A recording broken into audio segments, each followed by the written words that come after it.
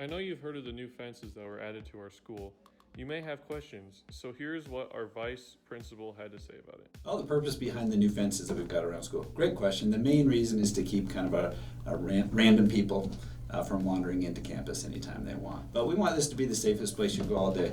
You go to the grocery store, there's not a lot of safety measures, movie theater, park, whatever, but this should be the safest place that you're at all day. That not a single one of our exits has been modified at all. You can get out every single exit the way that you could before.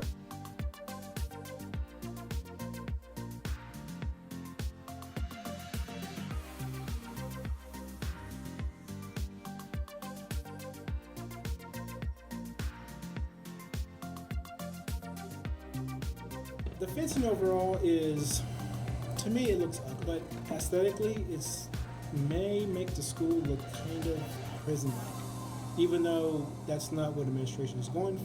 What they mean by the single point entry means you can only enter the school if you're a guest, if you're a visitor, only from one area only. If you still have any questions, please feel free to ask Mr. Tenney in the office or ask around to your peers.